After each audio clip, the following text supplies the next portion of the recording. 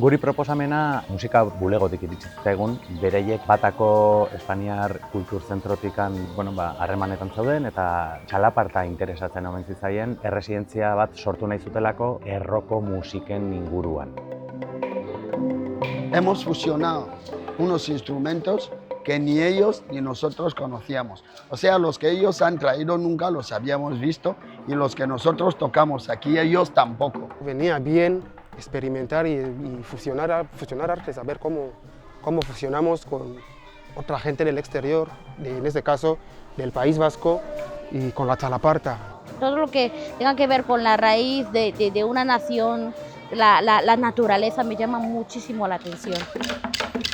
Nosotros, Guinea Ecuatorial, el único país hispanohablante de África, y abrimos nuestras manos, nuestras puertas para acoger a todo el mundo. Antolatzaileen aldetik importantea zen, musikarien artean sortu genezaken hori eta konpartitu genezaken hori hortarako espazioa sortzea, baina era berean gogoa zeukaten guri erakusteko. Lo bonito de vivir en un país como este, que dependiendo de tu mentalidad y tu forma de pensar, tienes que tener esa fuerza de voluntad para querer pelear, ¿no? Todos los días para mejorar como persona y como artista.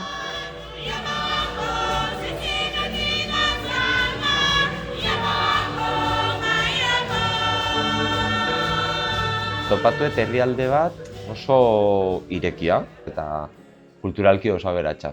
Herri xumea egunean bizi den jendea da, baina era berean oso herri alaia sentitu.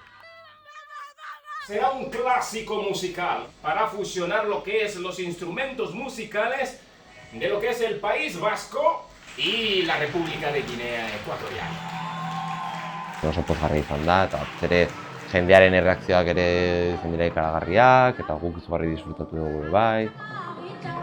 Holako bidai bat beti da interesagarria, kontestu hain ezberdin batea zoazelako, dena relatibizatzeko aukera ematen dizulako, bizitza ulertzeko, sentitzeko beste parametro batzuk daude eta horrek beti gustatzen zaitu koloka batean, baino bizirik, ezta?